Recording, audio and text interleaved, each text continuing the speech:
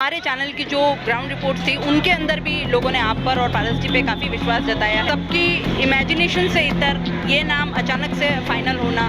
देखिए, मैं इस विषय पे कोई टिप्पणी नहीं करना चाहता हूँ। छोटी मोटी नाराज़गी हो सकती है, स्वाभाविक है, लेकिन उस नाराज़गी को सार्थक नहीं कराकर ताराचंद जी जैन भी 6 बार यहाँ के अध्यक्ष रहे, बिहार जिला के अध्यक्ष भी रहे, पुराने कार्यकर्ता हैं, उनको इस बार ये दिया तो कोई बात नहीं। हमने बहुत प्रसन्न मन से स्वीकार किया। जो पार्टी ने निर्णय किया, निर्णय पे हम अडिग हैं। कर्म करना अपना काम है, फल प्रभु देता है। कर्मण्येवाधिकारस्ते मा फले शुक्लाचना। जो प्रभु की इच्छा है। पारस जी सिंघवी जी बहुत अच्छे कार्यकर्ता हैं। संगठन के बारे में उनकी बहुत अच्छी सोच है और जनता के काम भी करते हैं। और इस अवसर पर यदि हम सब लोग आपस में लड़ते रहे तो इस उदयपुर की जनता हमको माफ़ नहीं करेगी। भाजपा के शहर जिलाध्यक्ष रविंद्र शिमाली हमारे साथ मौजूद है। आइए उनसे पूछते हैं कि इस मौजूदा पूरे घटनाक्रम का और इस चुनावों में उनका क्या सोचना है। सर, चुनावों की रणभेरी बज चुकी है और अब जो है बहुत कम दिन रह गए हैं और अब आप लोग जोर शोर से चुनावों में लग गए हैं। सबसे बड़ी बात हमारी है कि Bharatiya Janata party cadre based party है। बूथ स्तर पर हमारे कार्यकर्ता हैं और आज आपने जिस प्रकार का एक यहाँ का माहौल देखा है, कार्यकर्ताओं में अपार उत्साह है, उमंग है और भारतीय जनता पार्टी के प्रत्याशी को जिताने के लिए वह संकल्पबद्ध है। मेरा मानना है कि ये जो परंपरागत सीट और यहाँ की उदयपुर की महान जनता का रुझान भारतीय जनता पार्टी के पक्ष में रहा है, इसलिए हम सभी कार्यकर्ता आज संकल्पित होकर 25 तारीख को जो मतदान होगा उसके अंदर भारतीय जनता पार्टी को विजयी बनाएंगे।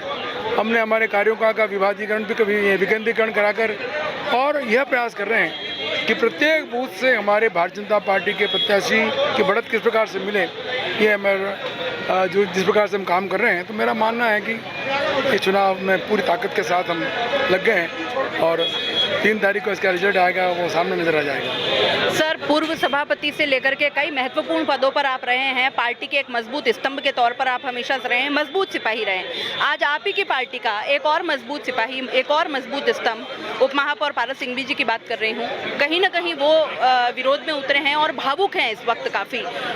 कई सारे आरोप लगाए हैं, क्या कहना है उनका? उनका ये भी कहना है कि अगर रविंद्र शिमाली जी को भी अगर टिकट मिल जाता तो मुझे कोई इसमें बुरा नहीं लगता, लेकिन ये नहीं।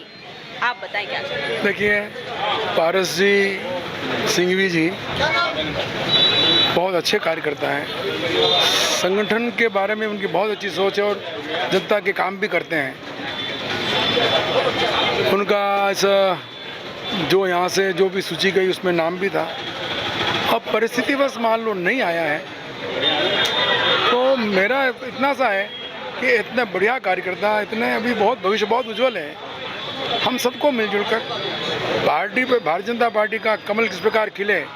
छोटी मोटी नाराज़गी हो सकती है, तो स्वाभाविक है, लेकिन उस नाराज़गी को सार्थक नहीं कराकर जहाँ हमारे वरिष्ठ लोग हैं जो भी बैठकर किस प्रकार समस्या का समाधान ठीक से हो और भारतीय जनता पार्टी की जो मजबूती यहाँ उदयपुर में है, उस मजबूती में वह भी एक सहभागी बनकर भारतीय जनता पार्टी को और मजबूत बनाए। आपने देखा होगा कि हमारा निरंतर छठा बोर्ड है, आने वाला बोर्ड भी भारतीय जनता पार्टी का बने। तो सबके सहयोग से प्रत्येक भारतीय जनता पार्टी के कार्यकर्ता का एक योगदान है इस पार्टी के अंदर मजबूती में। मेरा उनसे आग्रह करूंगा कि वह छोटे मोटे हैं, मतभेद हो सकते हैं, मनभेद भी हो सकते हैं, लेकिन पार्टी उनके बारे में बहुत अच्छा सोचती है। समय समय पर उन्होंने काम भी बहुत अच्छा किया। तो मेरा ये मानना है कि हमारा शीर्षस्थ नेतृत्व भी इसके अंदर विचार करेगा और वह पुनः पार्टी के अंदर बहुत मजबूती के साथ खड़े होकर पार्टी को मजबूत करेंगे। सर, सूची में आपका और पारस सिंघवी जी का सहित कई लोगों के नाम थे जो आगे चल रहे थे। इवन हमारे चैनल की जो ग्राउंड रिपोर्ट थी उनके अंदर भी लोगों ने आप पर और पारस जी पे काफ़ी विश्वास जताया है। जैसा कि आप जानते हैं, सूची से इतर, लोगों की भावनाओं से इतर, सबकी इमेजिनेशन से इतर ये नाम अचानक से फाइनल होना मतलब कहीं ना कहीं कुछ सवाल ज़रूर खड़े कर रहा है। देखिए, आपके चैनल में हमारे नाम आए तो ये हमारा सौभाग्य। पार्टी ने तो हमको अवसर दिया। हमारी पहचान किसके कारण है? भारतीय जनता पार्टी के कारण हमारी पहचान है और जो पहचान उन्होंने दी है तो उस पर ये हमारा के नैतिक दायित्व है कि उस कसौटी पर खरा किस प्रकार उतरें और खरा उतरते हैं, सही है या गलत है, ये उदयपुर की महान जनता बहुत पैनी निगाह से देख रही है कि कौन हमारा जो मापदंड है इस पर कौन कितना खरा उतरा है। तो ठीक है, पार्टी के नेतृत्व में ठीक समझा होगा। ताराचंद जी जैन भी 6 बार यहाँ के अध्यक्ष रहे हैं, बिहार जिला के अध्यक्ष भी रहे, पुराने कार्यकर्ता हैं। उनको इस बार ये दिया है तो कोई बात नहीं, हमने बहुत प्रसन्न मन से स्वीकार किया। जो पार्टी ने निर्णय किया, निर्णय पे हम अडिग हैं और प्रयास ही करेंगे। भारतीय जनता पार्टी के छोटे से कार्यकर्ता, हम अध्यक्ष के बहुत ठीक है पद है, लेकिन भारतीय जनता पार्टी के छोटा सा कार्यकर्ता समझकर हम किस प्रकार भारतीय जनता पार्टी को विजयी बनावें। जब आज सारे देश के अंदर भारतीय जनता पार्टी की और लोग टकटकी लगा के देख रहे हैं, नरेंद्र मोदी जी को देख रहे हैं, भारत के नवनिर्माण की बात की जा रही है, तो ऐसे में राजस्थान के अंदर भी भारतीय जनता पार्टी का कमल खिले, भारतीय जनता पार्टी जीते, सत्तारूढ़ हो और ये करे। तो ये कर्म करना अपना काम है, फल प्रभु देता है। कर्मण्येवाधिकारस्ते मां फले सुखदाचना। जो प्रभु की इच्छा है, जो प्रभु प्रसाद है। तो मेरा इसलिए निवेदन है, सर्वे भी हुए हैं, सब है, तो इसका मतलब ये है कि इन मापदंडों पर लोगों ने परखा है, देखा है, तो हमारे तो यही बहुत बड़ी उपलब्धि है।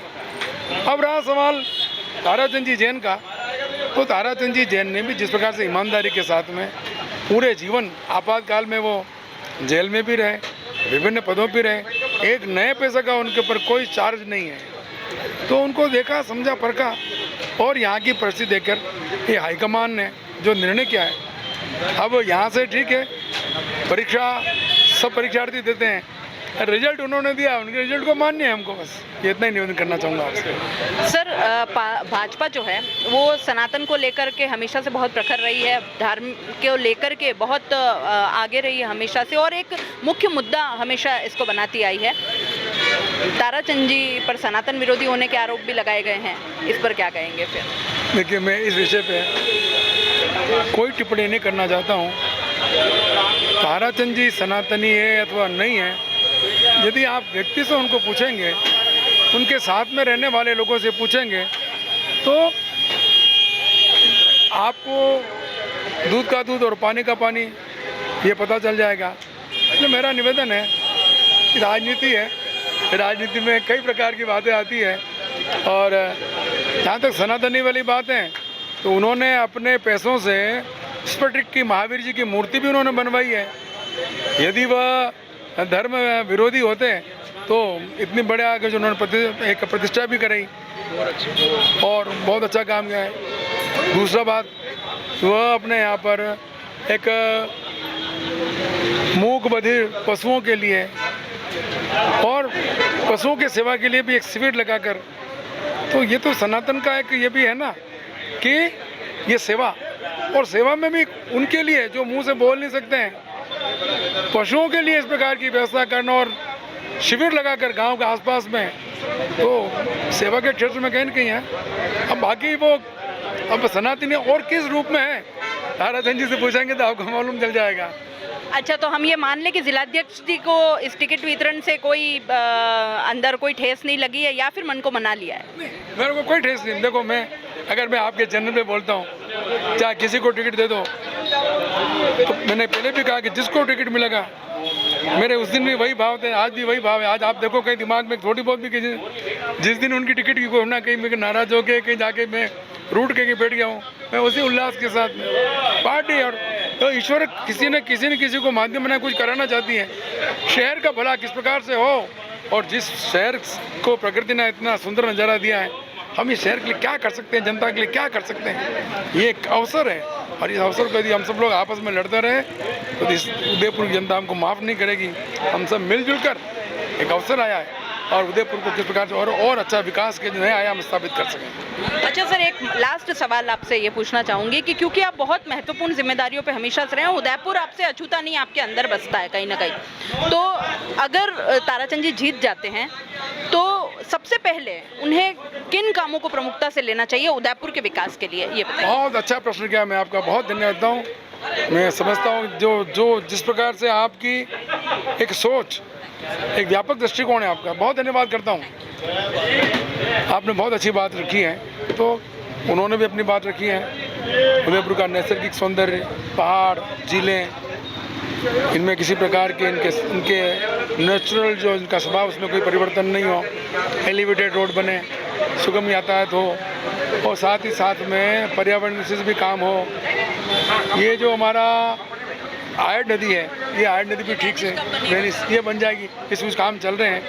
और मेरा भी संकल्प है और हम सबका एक मैनिफेस्टो बनेगा भारतीय जनता पार्टी का, इसके अंदर देवास तृतीय चतुर्थ इसके माध्यम से हमारी ये जिले वर्ष पर्यंत इस प्रकार ठीक से भरी रहे और भी नई नई सड़कें सुगम यातायात दृष्टि से नए मार्गों का चिन्हीकरण कराकर उनको विकसित करना। और हमारा जो ये पासपोर्ट ऑफिस है, पासपोर्ट ऑफिस में भी पासपोर्ट कार्यालय के क्षेत्रीय कार्यालय के रूप में किस प्रकार ये वापस यहाँ पर रहे। अनेक ऐसे काम हैं जो हमने क्रमबद्ध किए हुए हैं और कुछ दिनों बाद ही हमारे मैनिफेस्टो जारी उसमें जो घोषित होगा उसमें इन सभी विकास के सभी बिंदुओं को लेकर यह प्रयास करेंगे कि उदयपुर की जनता क्या चाहती है, शिक्षा की दृष्टि से, चिकित्सा की दृष्टि से, पर्यटन की दृष्टि से, लोगों की सुरक्षा की दृष्टि से, रात्रिकालीन पर्यटन की दृष्टि से। और पर्यटन नगरी हमारी है तो पर्यटकों को किस प्रकार की और सुविधा मिले। हमारा ये जो है धार्मिक सर्किट है, धार्मिक सर्किट ठीक से कैसे बने, पर्यटन सर्किट है, अधिकाधिक लोगों को किस प्रकार से उनको सुविधा मिले, ये अनेक बातें हैं। फिर आपसे मौका मिलेगा, हमारे मन के भाव आपको बताएंगे। और आपके चैनल का बहुत बहुत मैं स्वागत अभिनंदन करता हूँ। ईश्वर आपको, विजयादशमी है और विजयादशमी में आप दोनों बहनों को, आपको ईश्वर आपको खूब अपार शक्ति प्रदान करें। ये जो समय जब आ रहा है मातृशक्ति का है और आज विजयादशमी में अपनी ओर से आपको बहुत शुभकामना देता हूँ। निरंतर आगे बढ़ो, आप बढ़ें और जिस प्रकार से आपने प्रश्न पूछे हैं मान गए। बहुत धन्यवाद। और एक दिन और करना चाहूँगा, उदयपुर से भारतीय जनता पार्टी के प्रत्याशी बहुत अच्छे मतों से विजयी होंगे। Thank you.